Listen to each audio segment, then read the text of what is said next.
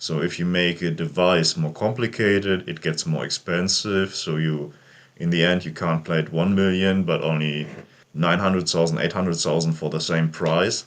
And that's not the way mines work. Mines work in masses. Hello everyone, we're talking today to a Ukraine veteran who served as a combat engineer there and previously as a combat engineer in the German army, and he really likes mines, but there's something he doesn't like about mines because those stuff that people get wrong about mines and it's often wrongly portrayed in movies. So what are your top picks of what everyone gets wrong about mines? I think there's a lot of misconception in pop culture and culture in general regarding mines. Also, not only in movies or books, etc., but for especially in computer games lately, which get way and way more prominent, but also make the same mistakes sometimes, like old school movies. I think the obvious one, which everyone saw so far in movies, was the classic step on and step off explosion matter, which is really annoying because I never saw some kind of device which works that way. Uh,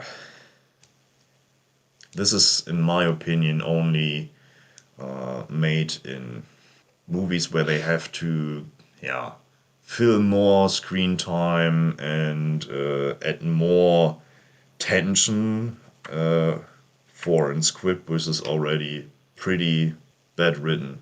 So basically, usually a mine, if you step on it, it will explode immediately, right?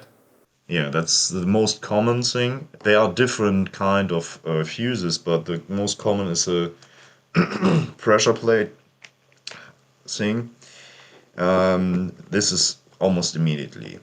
I mean, of course, it's not immediately. It's like so and so microseconds, but for the human visual or reaction, it's like instantly.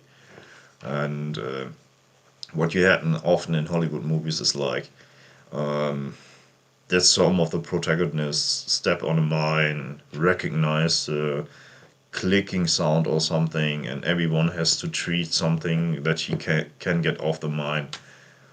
So you fill another 10-minute screen time with some bullshit. And yeah, that's actually not happened. Either way, it goes immediately, or you have what's actually existing in real life is some devices, especially when I'm thinking about the ML or MS series of mines and firing devices in the Soviet arsenal. Those are actually devices who are meant for something that will be lifted up. But this is, for example, uh, used intentionally. It's used as an anti-handling device for other mines. For example, you have an anti-tank mine, place an ML8 below it, and get it activated. So as soon the anti-tank mine will get lift up, the ML8 will detonate immediately. But no other handling or activation is needed. So stuff like this exists, but this step on, step off thing, total fiction. So that it's mostly used to protect regular mines for being removed, but not as a regular trigger to for a regular mine. I wouldn't say protect because the mine is damaged afterwards, but it's like it's a trap against enemy sappers. Yeah, it's an anti-sapper device. Yeah. Yeah, tripwires especially, but also on other mines is like that there are time delays before they detonate, which definitely don't exist.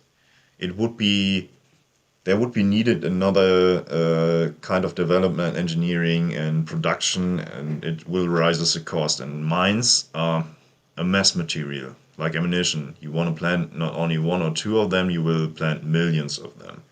So if you make a device more complicated, it gets more expensive. So in the end, you can't plant 1 million, but only 900,000, 800,000 for the same price. And that's not the way mines work. Mines work in masses and in order or in pattern. And therefore, a simple device is already good enough. And a simple device is like from one impulse, pull, push, etc., the direct reaction. So a tripwire also explodes more or less immediately. Yeah, definitely. So it's not like, oh, I figured out, oh, I'm on a tripwire, and then, yes, it's also for dramatic effect. Yeah. So there's no delay. I think there was some trashy 90s movies where guys running high speed through tripwires and they explode like seconds after him and stuff like that. Totally unrealistic. Doesn't happen. Most tripwire mines are based on shrapnel principle, so they are fragmentation charges. Those fragmentations fly with a few hundred meters per second, so even if it detonates 10, 20 meters away from you, you're still in a lethal range you can't outrun. If you would be that fast at all. Yeah, that's actually another topic, the mortality. The mortality of mines and lethality, so the mortality of mine wounds. The most mines don't kill, especially the anti-personnel mines. If you step on an anti-tank mine and trigger it, it's definitely way more lethal. And some anti-tank mines are definitely sensitive enough to get triggered by a human person. So even if it's called anti-tank, it's not like it needs a tank to trigger it. A human would mostly enough. For example, the classic TM62, which is often used in Ukraine or the Russian side, etc., needs a pressure around about, depending on the fuse, around about 130 kilos. Yeah, so some people have this even naked. And soldiers have a little bit more equipment, so it's easy to reach that mass of weight. So you can trigger definitely an anti-tank mine by person. And anti-tank mines start around 5 kilos of explosive, something that's definitely unhealthy to step on it. So that's probably immediately deadly. But the anti-personnel are way smaller, about a few grams, like 10, 20, 30, 40 grams. So such small mines exist, up to 700, 800 grams. Depends on the kind of mine, if it's directed, if it's a fragmentation mine, etc. Or some Claymore-like mine. But what they mostly do is to create injuries. So just a simple tactic by the enemy. So they want to injure as many people in your squad as possible and get a lot of people out of action. So not even because they are injured, but for example, if one guy is injured, at least minimum two others have to treat him, like for first aid, for carrying him back, etc. Those guys are out of game. That's what the most mines are made for. Nonetheless, the most mines, especially when they're planted into the ground, create a shrapnel effect, even if they don't have shrapnel by themselves. So every dirt, every bit, every plastic piece, etc., can become shrapnel if it's accelerated fast enough, and you can get hit by it into the groin, into the arteria of your legs, stuff like that, and create heavy bleeding wounds. So the most cases where people die from mines is not like the blast immediately, but it's that they bleed out, just simply as it is. Another thing is, I like to play Fallout, and in Fallout, I usually diffused mines by shooting them with my rifle. Would this work in real life? So the most of the cases, no. Explosives, most military explosives are highly insensitive.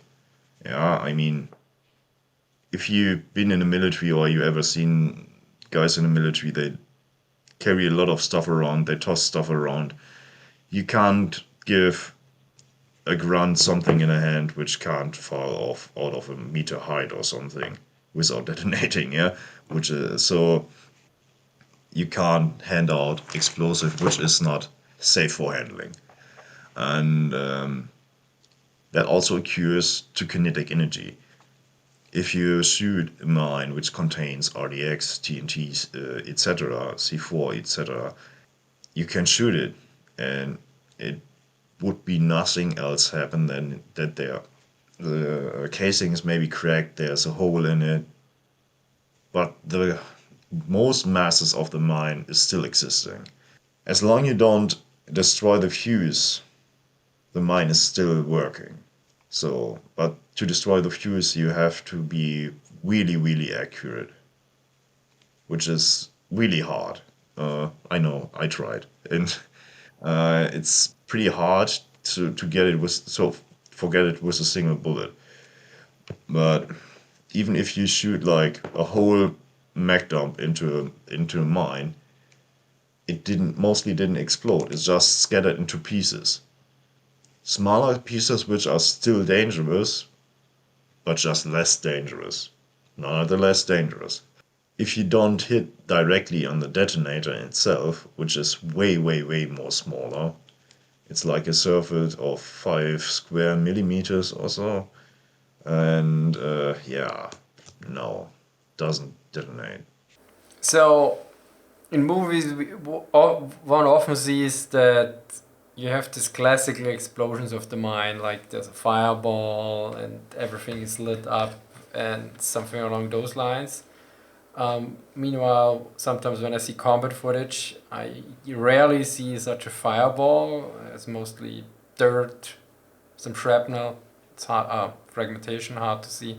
So, how is it with mines? Do you have like these nice fireball mines, or is this also? No, definitely not. So it's not like a Michael Bay movie. It's most detonations are, as you described it already correctly, it's like an instant detonation, and then you see mostly dust because there is a flame, but it's more like a flash. Yeah, like it's for a few microseconds, hardly to see, especially in the daylight. In the night, you see it a little bit better, but then you see flames only if you're so close that it's not really healthy. But it's more like a light flash, what you see. And then, of course, the gas pressure, the dirt, some explosives doesn't even burn completely, so you have like some smoke around directly around the impact, and you definitely doesn't see fireballs like you expect from such movies. In most movies, they pour some kind of gasoline or something like else onto some fireworks to make it a little bit more visually impressive. But the most dangerous part of mines you can't see with your bare eyes at this speed, like the pressure wave, the shrapnel. The shrapnels, sometimes you can't see them, especially at night. There's a little bit different when, especially when they already traveled a few meters and get slower. You see the shrapnel in the dark sky, uh, like a cloud of this little cracking parts of wood above a fireplace, for example. It looks often like this, but then it's already at the end of this kinetic energy and just falling down and not flying straight anymore. You had one point about shapes.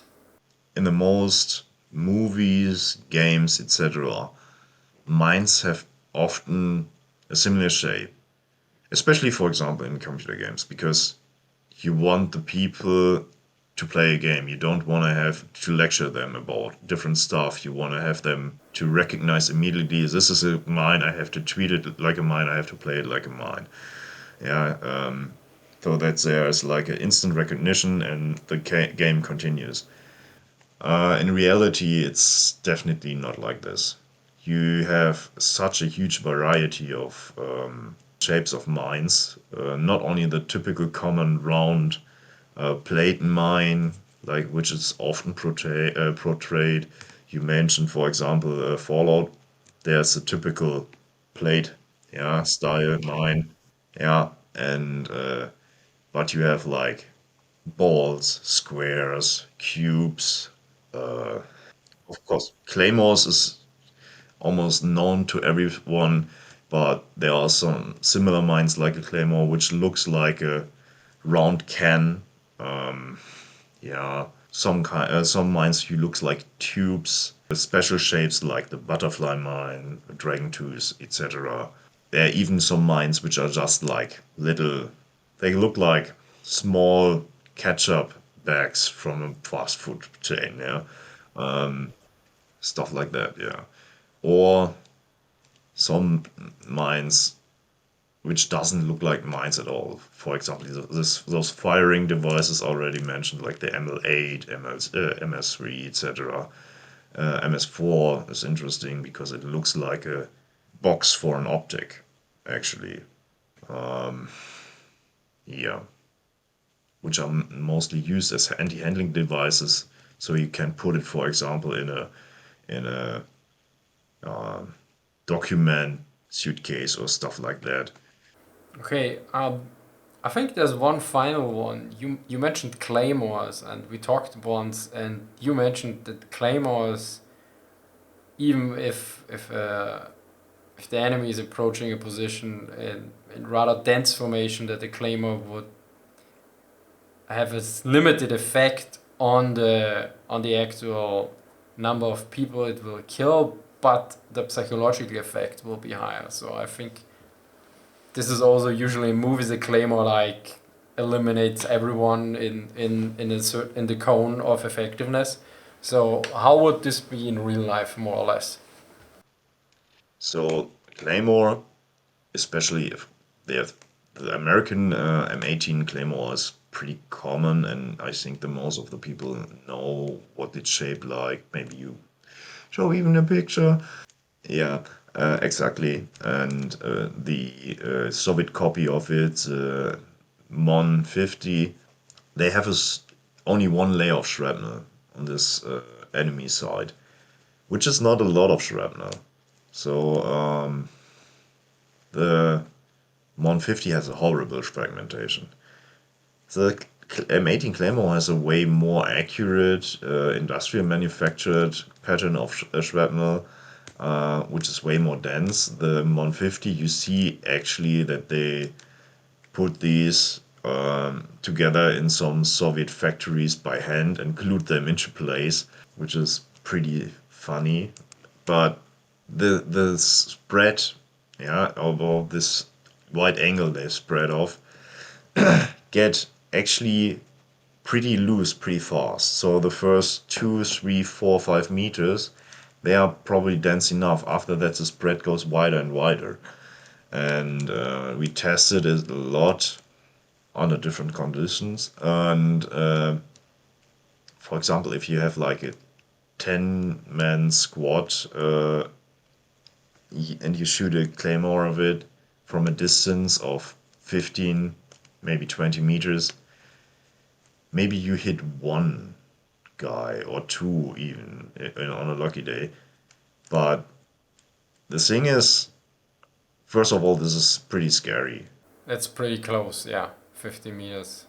And those are definitely mostly not killed but just injured. But the thing is, how claymores work is like either way, they are, if they are remote controlled, they are just the initiation for another move, like small arms fire or stuff like that, which will follow. And if they had just planted west tripwires or so as a mine, even then, if something detonates and an enemy is nearby, they knew what happened where. So not only that you're already scared by getting injured or stuff like that, but also you should keep in mind that this is one action where another reaction will follow, probably. So you'd bail out of the situation as fast as possible. Yeah. So it mostly works pretty fine to scare people off. And what's actually also comes to my mind is you see a lot of the electric devices, the clackers for claymores. First of all, they get more rare and rare because the electric ignition is pretty expensive compared to a shock tube. But if you play them in video games, you have only this clacker in hand, and as soon you press it, Ah, you mean this the trigger? yeah, not by thumb, but by the fingers. But yeah, mostly you have only this triggering device in your hand, and as soon you press it somewhere else, like 100 meters away, something detonates. But in reality, you have like connected between this trigger device and the mine 50 meters of cable or 20 meters of shock tube. And you don't wander around with a trigger somewhere. You're actually bound to the. Your physical connection, not radio. Okay, yeah. Yeah. Then thank you very much. Yeah. Thank you for watching and see you next time. Bye.